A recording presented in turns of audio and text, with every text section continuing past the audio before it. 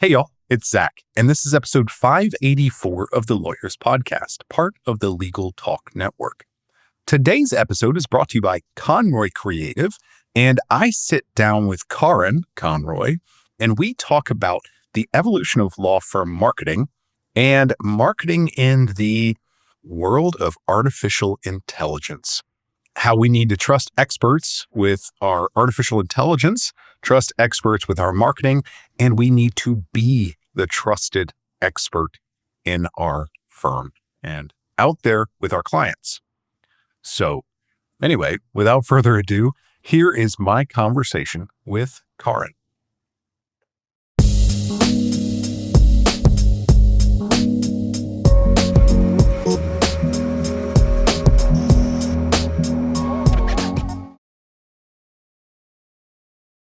Hi, I am Karin, and I am a legal marketing consultant. I have been around Lawyerist pretty much forever, and I start with that intro all the time on purpose because I feel like there's a lot of value, and we're going to get into this value idea later, in making sure that you understand that it's all rooted in core marketing ideas. And there's these things that I've seen over all the years, some things that stick and a lot of things that don't. And so there's some perspective there that I think is important to recognize and to see these sort of repeating patterns in the way that the world of marketing works. Yeah. Karin, first thing, thanks for being with me again. Yeah, of course. If people would like to hear her previous episodes or some of the previous episodes, because we've got a bunch with you. Years. Yeah. We'll drop some in the show notes. But, I think that's important to note, though, what you're saying, but to add a little bit of flavor to that, it's, law firm marketing sometimes can feel very fly by night. Yes. It can feel very like the law firm marketing company has come in, has an idea, has figured out how to execute on something very specific and very, very temporal, like very of right now. Yes. And first thing, just by the sheer fact that you've been doing this for a while, been doing this in this area for a while, means that that's not how you're operating. And I think that's important in this moment. Yes. This very volatile moment. It is volatile, but we've seen many volatile moments. I have seen, I will say, even before I was doing marketing for lawyers, I worked in this little internet cafe in a beach town here in California. And so I saw sort of the beginning of the website. It goes way, way back. And then I saw the internet bubble, and then I saw the recession, and then I saw COVID, and I've seen tech changes. I've seen things come and go. There was this kind of podcast platform called Clubhouse during COVID that was like the thing. And everybody's like, what's your Clubhouse thing? And whenever I start to talk about it, I'm like, what was that thing called again? Yeah. Because gone. It's like, that's not even a thing anymore. I'm sure there's some people, like there's, a couple people still hanging out in their little Clubhouse room. Not me or anybody I know, but there's many things that have come and gone. Right. And then there's like general principles that stay forever. And they kind of underlay all of it. And so there's this balance between kind of keeping your finger on the pulse with what's going on, but also not losing sight of those core ideas. Yeah. And I think obviously for right now, the moment is artificial intelligence. 100%. It's the fact that, and from a couple different directions. One is we can create so much content with LLMs. But the other side is people are fundamentally interacting with the content on the internet in a totally different way. And so that a lawyer would be forgiven if they were scared to death of that. 100%. Yeah. Any human would be forgiven if they were scared of that. But a lawyer, their general kind of core persona is to be risk averse. Like job is Yeah. to protect their clients and not do the dumb thing, that is going to put something at risk. And so when you start seeing all these ethical issues and it's stealing content from here and there's lawsuits that are legitimate, real lawsuits, and also people doing really dumb things like showing up to court and having we've talked about this in the past. There's people doing dumb things, but this is the case with any new technology, any new anything. There's always going to be the dumb ones. Yeah. And then there's these opportunities, so it's like, where's the right spot? Yeah. So like, I think of it as, how am I the early bird, but not the worm? Right. Exactly. So I had someone on my podcast recently and I'm not going to take credit for this analogy, but I absolutely love this. Have you heard this analogy of Terminator versus Iron Man? No. Okay. But so Terminator, I would watch that movie. Well, this is happening in real life, in real time. Just go to this thing called Google. This is what's happening, right? So Terminator, obviously full robot, right? Iron Man is, what's his name? Stark. Tony Stark. Tony Stark. Can't believe you didn't know that, Karin. Come on. Sorry, it was there. It was just not slow to arise to my face. Tony Stark puts the robot overlay on him, but he's there. He's at the core of the thought and the kind of motivation and the structure of what's happening and why. And he's using it to amplify and execute at a higher level than he could have without it. So this is the strategy. The strategy is to be Iron Man, not to just like hand over your entire law firm to ChatGPT. It's to use ChatGPT as an overlay and maintain and make sure that you still have that human Tony Stark at the core. Okay, so I really like this analogy, and I'm gonna walk with this one for a minute because if you have bad processes, if you have things that the human inside is doing inefficiently, poorly, all of that power is going to exacerbate these bad processes. So how do we, as law firms who are trying to get clients and get seen and get noticed, how do we do that? How do we operate as Tony Stark? Yeah, that's the question. And the first thing is that you really just need to get started. So let's talk about like that fear thing that you were talking about earlier. It would be forgiven if a lawyer is afraid of this moment and they're just sitting back like, I don't know what to do and whatever. That's the overwhelming sentiment and kind of thing that I hear from everyone, not just clients, but anytime. I feel like I'm talking about AI to everyone all the time. Moms at pickup, everybody, they're like, oh, I feel so behind. I'm freaking out because it seems like this is everything everywhere. And it feels that way. And it felt that way when the iPhone started. And it felt that way, when we went from HTML websites to WordPress. And it felt that way when all we were talking about was COVID. And one of my clients just got COVID last week. And I was like, how are we still talking about this?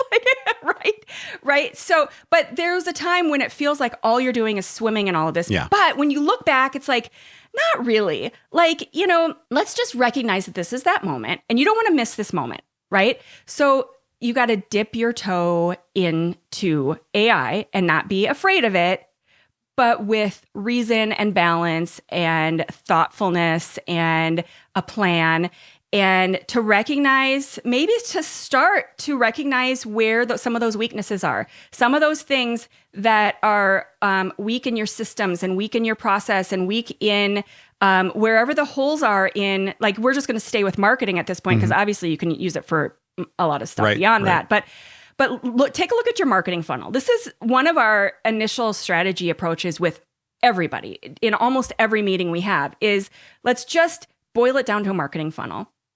And let's take a look at where your gaps are. And then let's hone in on the opportunities there and whether there's a lot of value there, and try to find a way to plug that hole. And let's keep it simple. Like that marketing funnel should be a simple conversation. This is not like we're looking at, all of these letters and things and whatever from Google Analytics and what's your KPI and your this and your conversion number. No, let's boil it down. Keep it simple. Find these gaps in what is happening in your funnel. And then just start there. Just have a starting point. Let's take a half step back just to make sure that everybody's with us on marketing funnel. Yes. Give me the quick the AI generated, like what is this very quick? What's a law firm marketing funnel gonna? Okay. Well, so let me say, like if you Google or my favorite search engine, Pinterest, you will find a lot of variations on this marketing funnel, right? Okay. And so you may define this slightly different for, your firm, depending on how you go about these things. And the other caveat is that someone I talked to recently talked about this being not a funnel, but an hourglass, because it actually makes much more sense that once people get to the bottom of your funnel, it should continue to sort of flow. And maybe an hourglass isn't even, that's like, it's a good visual, but it should almost be sort of like this infinite whatever, depending on what your practice area. Yeah, exactly. Yeah. So at the top, we're going to just keep it simple and have a triangle that's, wide at the top. And at the top, we've got awareness. Awareness is going to be things like SEO, ads, things that people traditionally only define as marketing. So early on in my career, one of my cousins asked me, like, I know you said you're doing marketing, but isn't that just making ads? And I'm like, no. No, that's one tiny little sliver of it, right? Yeah. And maybe, but I have firms that don't do any sort of ads, no pay-per-click, no ad, and that's just not part of their strategy, right? So awareness on some level. And keep in mind, this could also be non-online things. So this could be going out and networking, showing up at events and seminars, and doing things that old school people called marketing that are still super, super valuable. Zack, I get all my leads from referrals. How do you get those referrals? Yes. I get all my leads from going to to going to meetings and talking to people. Sponsoring a baseball team. Well, let's track that. Yeah. Yes. Okay. So, and here's another thing I say all the time, because I get that all the time. I get all my leads from referrals. We're not really doing marketing. My friend, that is marketing. You're just not doing it well. You're either doing it really poorly. You may be doing it really well, and you just have no idea why. You don't have a system behind it. So your system is not healthy and well and can't scale that. Functional and scaling and whatever. But that is marketing. There's something that is working that is pulling people into your door or calling you or emailing you in some way that is paying your bills. So let's break that down, right? And let's stop pretending that referrals are not part of your marketing strategy. And so that referral system should be built into your funnel somewhere. So to go back to the marketing funnel. Top of funnel is awareness. At some point you've got interest, then you've got conversion, and then you've got the actual work that is called different things like, doing that. And then you've got the bottom of the funnel, which like, if you're visual like I am, imagine that bottom as gold, like gold color in your mind. Picture that as little chunks of gold at the bottom, because this is where the majority of firms are not paying attention and where they are not doing anything, because it's not this urgent need. It's not somebody calling me today with a problem that I need to address. It's not a case I'm in the middle of. It's a client that I finished and they're happy and whatever. And so I'm going to be over here busy with these things that these fires I'm putting out. And so instead, like, take a look at, okay, maybe you don't have time to address that gold. Find somebody that can do it for you though. Okay. Because that is where you are going to get that recurring revenue. That is where you're going to find these people who already consider themselves your client. Yeah. And they already are waiting for you to remind them what they might need you for. Yeah. Go get another DUI. Get out there. Do what you do best. Have a cocktail. Please don't. Not really. Please don't. Yeah, no. None of this is legal advice. I'm not even a lawyer. Right? So I'm not going to get in trouble for that. You may, but sorry, Zach. But no, what we're saying is no, if you're a DUI lawyer and this idea of recurring clients doesn't fit in your brain, stretch it a little bit. Mm-hmm. So maybe it's not that. Maybe it's noticing those clients that maybe they need some other piece of work down the road. Probably maybe where you get they have referrals from. Friends. Yeah, they've got friends. Yeah, they were not out drinking by themselves. Sometimes, yeah. Right, yeah. But also, maybe you can use them for testimonials, for other things like that, where you can find some other thing that's not necessarily I'm staying with the dark. I'm staying with the DUI still, with the testimonial. Third DUI. My first two DUI attorneys were terrible. We're horrible. But DUI Mike got me off this one, and I was on the road in 2 days. Still drinking. I was back in the bar. Yep, still drinking. Right. I'm happy to do it again. This has kind of got dark. It did. Okay, so we've got the funnel. We've got top of the funnel. We've got all that, and then kind of that's the part though that you're talking about where it's kind of like starts to get into an hourglass shape or a flywheel, and we start to look at these people that we've already converted to clients, right? And then hopefully we've already made happy clients out of, right. Yeah. And so if you don't have, let's say it's not so dark and you don't have these repeat DUI clients, but there is some other source. And I'm going to move away from the DUI for a moment and just say, maybe you're an estate planning attorney and there's these financial advisors who keep feeding you leads. So now we're not going to go to them and talk to them about the work that you do. You're going to talk to them about how you treat those clients and how you are going to take care of this mutual lead. Mm-hmm. And your message is going to be different for a referral source than it is for a potential client. Okay.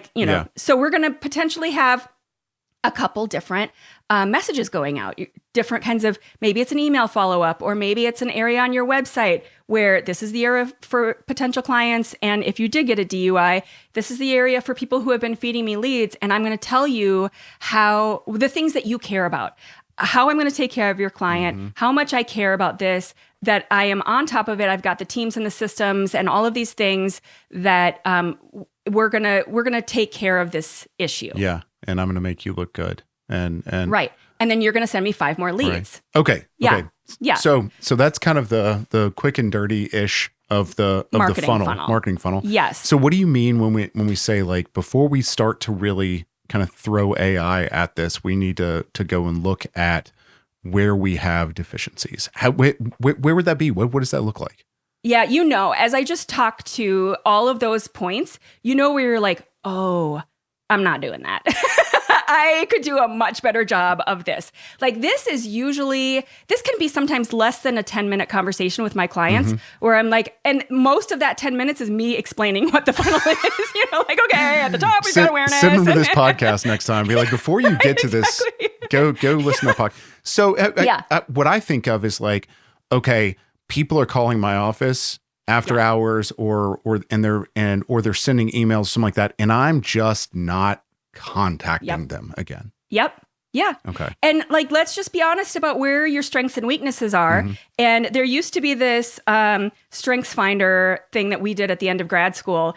And the goal was not to let me find all my weaknesses and then try to build those up. No, the goal is to strengthen your strengths and then to find teams that support your weaknesses, because you are going to do a better job focusing on your strengths and doing those better than trying to start from zero with your weaknesses. So for me, I am not great at the client gifting and the referrals and whatever.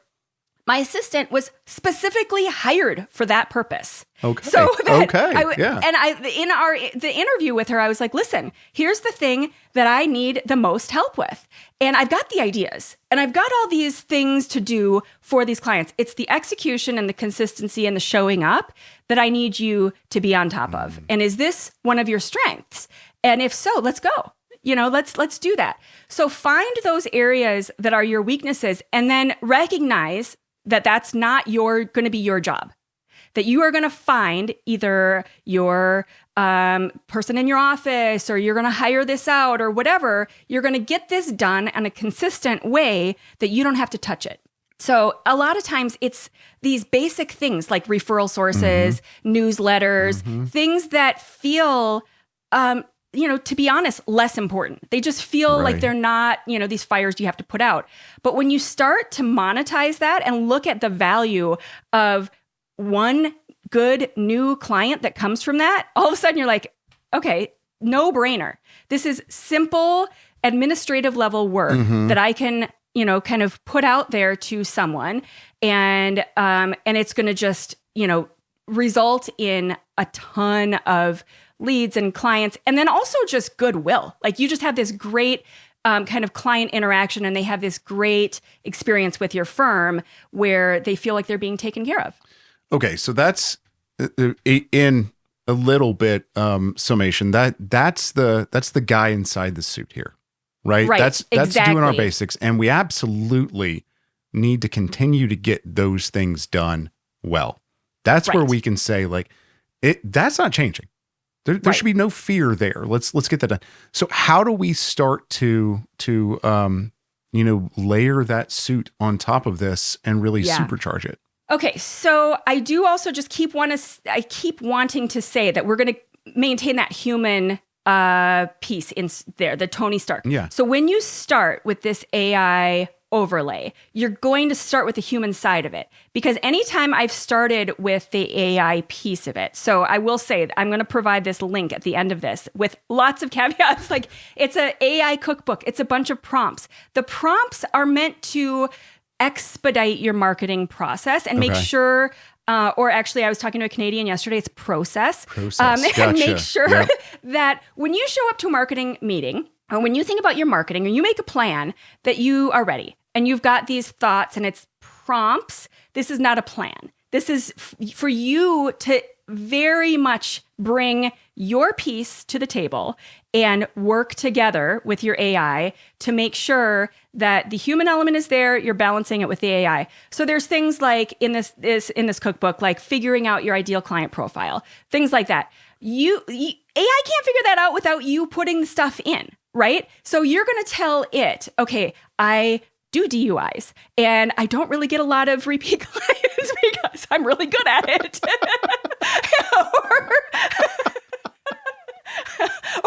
But I do get referrals from friends. Like they're friends. Yes. Yeah. Yes. That's fair. There is a friend who has a sandwich shop right next to the jail, and he lets me know every time he sees somebody going in.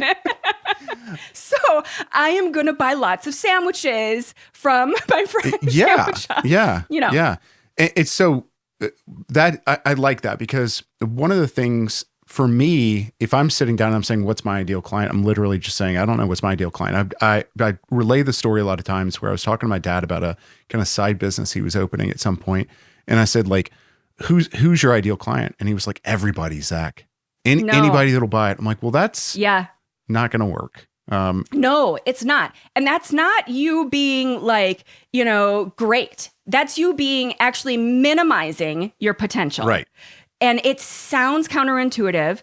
And I can't tell you the number of people from my MBA program, when I started working with lawyers who said, and these were marketing friends of mine who said, oh, Karin, you're really good. Why are you limiting yourself?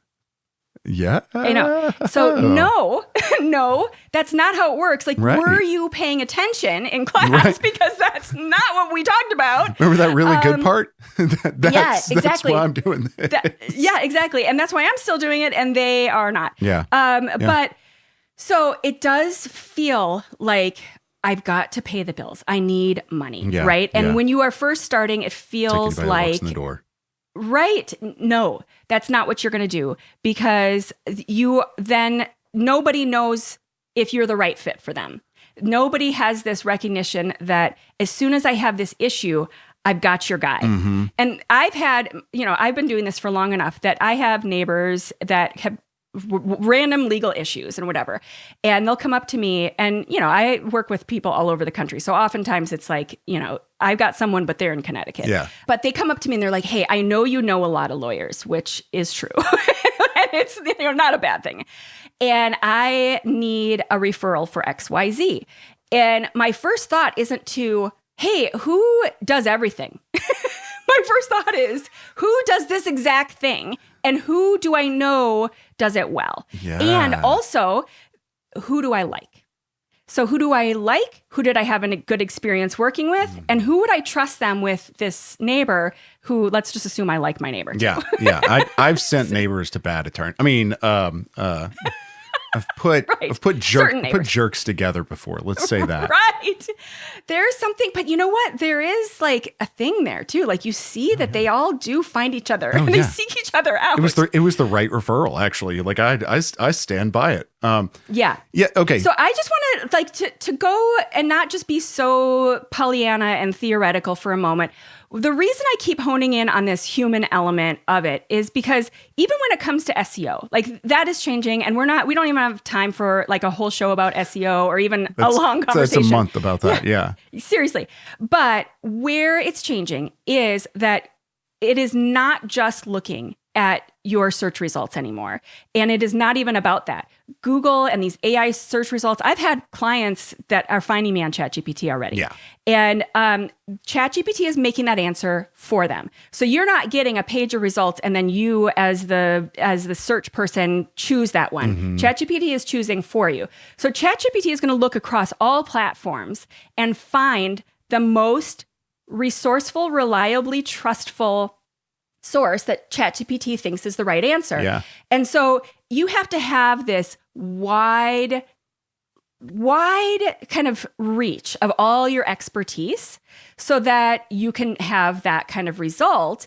And it's going to be things like, are you familiar with Google's knowledge panels? This is like a different kind of search result. It's been out there for a few years, but it's basically where Google is sort of validating people and names and brand names. So I have a knowledge panel. If you Google my name, you will see that before you even get the results, like my picture shows up. And there's this whole section.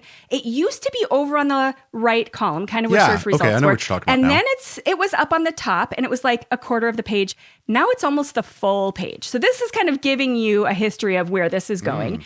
And it pulls from all of my platforms that are tied to my name. So things that are my agency brand, sometimes they get in there, but it's usually like my Twitter that is my name. My I have a website that is my name, things that are my name. And it pulls and it says, we recognize that this is this person. She has been validated and confirmed as an expert in legal marketing. And Google made me like hold up my driver's license to verify that I was, and it took me weeks to get this all verified. Yeah. And this is the kind of thing where it's going. This is what AI wants to see, is this broad approach to your presence across the internet as a human and as an expert that then knows this thing that can be validated and verified and then, feeds into those search results. Shit, Karin. I mean, so now I can't just go, I need a website. I need a website. And also here's like 20 grand to throw at some Google ads. Right.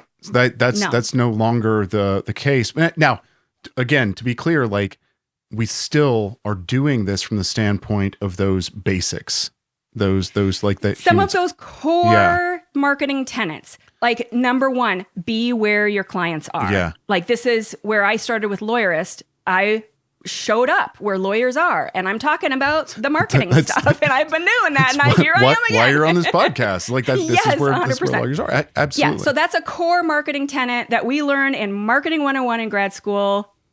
At the core, yes, be where your clients are, but then also add a little AI sprinkle on top of, okay, tell me how I can be where my clients are. Where are they? These are who my clients are. Give me some ideas about where I can show up that I might not have thought about. So I'm seeing kind of two different pathways here, and we've talked about that at the beginning of like, one is, how do I use the AI to help me supercharge my marketing, which is saying Yes. things like, help me do a ideal client profile. Help me figure out Right. where those, like, okay, now I've got an ideal client profile. Where are those people? And then the other Yes. side is, how do I show up when they're searching the internet now? Right. And so on one side, it's be human and do it's kind of it's a more holistic approach now, Yes, though. 100%. It's less Yes. about like, does my website come up at the top of the list for Google? I mean, that's still there. Right. And but- for this one little search term, Right. it's like that's way too narrow. So Neil Patel, who's a big SEO guy, we haven't figured out what the new term is going to be for AI search. There's like a million different, but he still calls it SEO, but it's search everywhere optimization. So instead of search engine, because a lot of people aren't even searching on Google anymore, they're going to ChatGPT or Claude or whatever, and so like just expand your thoughts in terms of like where you're going to show up, how you're going to show up, and then be everywhere within reason. Yeah. So that means that I'm on LinkedIn if my clients are there. I'm on Twitter if my clients are there. Yes. I'm on if it aligns, yes. Instagram if it aligns if my with that clients- strategy, yeah. But if your clients don't show up on TikTok, what are you gonna be doing? there? Don't waste your time. Yeah. But some do. And so like make sure that's why there's not going to be a universal strategy for all law firms. There shouldn't ever be. That's insane. But make sure that you take a look at these ideas and apply them to what works for who your clients are. If you're doing the DUIs, then it's going to be this way. If you're not, then it's a whole other thing, right? Okay. So I'm practicing law though, Karin. I'm using AI to supercharge my practice of law. How do I approach this overwhelmingly, new thing in marketing? I whether I've got the basics right or I haven't even thought of the basics. How am I doing that? Well, let's go back to that funnel and like, let's take a look at where your needs are. Like, let's not just jump in and do what like Joe Schmo down the street is doing, because that's the recipe for disaster. Trying on somebody else's Iron Man suit, right? And that is, we talked about that in the last episode, this whole like comparison and trying on other people's ideas. And that episode we were talking about like what works for websites, but that's the same idea. Yeah. Like, don't do somebody else's strategy or plan. Do your own thing. So where you start is recognizing like what you need within reason. So one of the first things we do when we start with a new firm is we look at all the stuff they're doing, especially these tools, and we're almost always paring back. There's stuff that they're subscribed to. They don't even know what it is, but they're worried about not paying for it because it might break something else. I've got SEMrush and yeah. Ahrefs and I'm Yes, reading Moz exactly. and Right, exactly. Yeah. So, like, is it overkill? Are you currently spending $5,000 a month on tools and you're only bringing in, like, whatever, some other small number, So, like, let's take a realistic look at what you need. Can you get by with a very reasonable or close to cheap email newsletter? Like, you're a law firm. You don't need these complicated email newsletter systems. Maybe you do if you have thousands of people in your list, but probably not. Right. So where can you scale back? And same thing with AI. Do you really need it to be like answering the phone for you? And probably not. You probably need it to overlay some of your strategy, find these holes, find places where you can be. Just start simply and don't overdo it. Like, kind of take it like a sugar thing. Like, sugar can be great. it's fantastic. Within reason. Yes. But like, down in Pixie 6 all the time. Exactly. If you are a 3-year-old with like a handful of pixie sticks, not great. Right. Not great. Right. That's Yeah. But if you've got a solid base, then you can start to kind of I like to think of it as you're sprinkling in the spices, you're making things, Yes. but you've still got to have, like, if you just take oregano and basil, you're not going to make a It's sauce. It's disgusting. Super gross. Yeah. You got to have good San Marzano, tomatoes. Also, like, this almost goes without saying, but I'm going to say it. Like, are you reading the results before you copy and paste? Because I can tell you right now, once again, as a parent, like I've seen emails coming in, like human to human from mom to mom, where I'm like, that is AI. What's the M dash doing in there?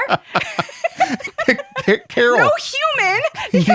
You did not go to college. You don't even know where the M dash code is. And also, the font is different. Right. Come on. Let's do some basic, like, slow it down stuff. Mm-hmm. Like, let's change the font. Let's read it. Let's make sure there's no M dashes in there. Let's use it where it's going to help and not be damaging. Yeah. Because, like, if I had got that email from a colleague or a client, or if I had sent that email to a client and they clearly saw that I was using, M dashes and AI to try to make this human connection with them, gone. That connection's gone. I've destroyed that relationship, and let's not be dumb about it. Right. Yeah. No, that makes sense, because first thing, well, two first things. First thing, please keep in mind that Carol is a gender neutral name. Yes. Second thing, I love the M dash and have written with the M dash for years and years and years, and now I have to abandon it because of ChatGPT. And are you the source of Chat? Is ChatGPT pulling from your content, and you are the source of all M dashes? Well, if the Google Notebook podcast voices are to tell us anything, I'm the source of a lot of stuff out there. So we have just got to Typhoid Mary of the M dash. Zack Glaser is the I'm that uppity shit that was patient zero of the M dash. Oh man, to be clear, it is I believe Control Option hyphen. No, you are not doing that. That is the M dash. We don't want to train people to look more like an LLM. That is not the message we're saying here. Are you here with me, Zach? Because this is the opposite of what we're saying. This right here, this may be an avatar of me right now, but it's a really good one. Yeah, seriously. And very good mic. Yes. I will just say. Good solid mic. Well, good sound. Yeah. That's the key. So like that, but that is the thing that people, I think, at least I am, turned off by things that look like they're created by artificial intelligence right now. They are turned off by any fake thing. I did an article back when lawyers had articles about the top 5 stock images not to use. And the reason is because it destroys trust, right? Okay, it was columns, headsets, people shaking hands. It's, the headset is the one with like the woman answering your call, on your contact page. If you have this on your website, take it off. And scales of justice. Like, let's not do any of those, because instantly people are like, this is some sort of template. Yeah. This is fake. Yeah. They just dialed it in on this. And so it's very quick leap to say they're going to dial it in on my work. So I'm going to go to the next person who is at least putting some effort, and there's value in the effort. I just saw this amazing interview with Simon Sinek, and he was talking about how human value is actually rising, because what we're seeking and we crave is the human side of it. So he was talking about, you've got this great little Pottery Barn mug, and it's perfect in every way. But when you look at these Japanese mugs that are handmade and the glaze is kind of off, it's beautiful. You are never going to call your Pottery Barn mug beautiful. You want the human element of that imperfect Japanese mug. And that is where the value is. And that is why I'm just honing in on this idea of being human and the Tony Stark version of AI, as opposed to take this AI cookbook and then just go with it. That is not what I'm saying. That is not a marketing plan. It's a starting point to layer on top of your humanity. So where then is this AI cookbook? Oh, the AI cookbook. I was expecting a much bigger philosophical thing. Oh yeah, I've got this answer. Yeah. It is ConroyCreativeCounsel.com/lawyerist. Okay. And so people can go to conroycreativecounsel.com. They can find that cookbook. They can find you. Yes. And one of the things that I want to kind of highlight here is that you approach your marketing assistants. If you don't mind me saying it that way, you approach your marketing assistants, your marketing help in a slightly different way than others. I tend to recommend you in places where people want a person working beside them, where they want a person that is more coach or strategist as opposed to implementer. Not to say that you can't implement or don't implement, but you don't start there. Yeah, right. And if you start there, that's a recipe for success, to kind of like, mention back to the cookbook idea. But the idea is that, you don't start building a house with some nails and some wood. You start with a blueprint. You start with this plan. You start with your dreams for how you're going to live in that house, like who's going to be there and why, and, where do you want the windows to face, and like all these like ideas and dreams and, why, your why. So that's your strategy piece. So that's where you start with the marketing.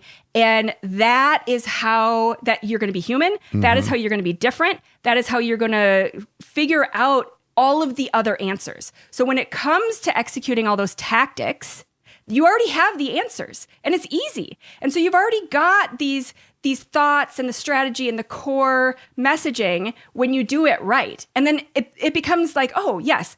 And I also know what I'm not going to do.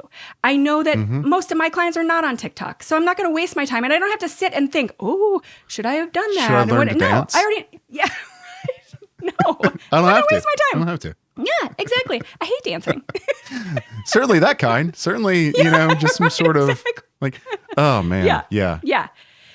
So it is much more about that human interaction. We do know what we're doing. We do have the tactics. We can execute all of that stuff. But to just like paste it all together and slap it up on a wall and say, yes, here's this thing that we did. Why? Don't ask me that, because I don't know. And it's harder that way. So what you'll see, the easy answer is to copy the guy down the street and to do the same thing that you see everywhere else.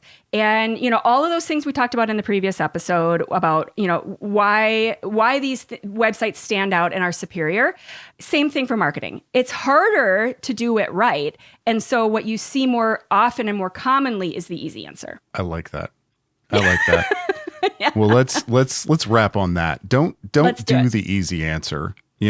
Marketing is like, the whole point is for you to get clients, to help clients, to make clients happy, to, provide for your firm and the people that are in your firm. And taking the easy way out when it comes to marketing and planning is I'm going to say likely, at the very least, because I'm an attorney, I'm going to hedge a little bit here, say likely not the right answer. Well, and here's the last thing I will say to that is this is the same thing you're going to tell your clients, right? Yes. So you don't want your clients to take the easy legal answer, because that's going to get them in trouble. So the same idea, right? Exactly. But seriously, like there are people that are doing their legal answers in ChatGPT. How do I get out of a DUI? Right. ChatGPT. We're back there. But for the same reason, you're going to, apply the same ideas to your own marketing as you are telling your clients. Yeah. That's a good point. That's a really good point. Yeah. Well, if people want to hear more good points and connect with you, certainly they can, you have your own podcast, which we'll link to in the show notes. Yeah. But they can also go to conroycreativecounsel.com. Karin, thank you for being with me. I always enjoy it. It's such a good time. We always have a good time, Zach. It was a good one.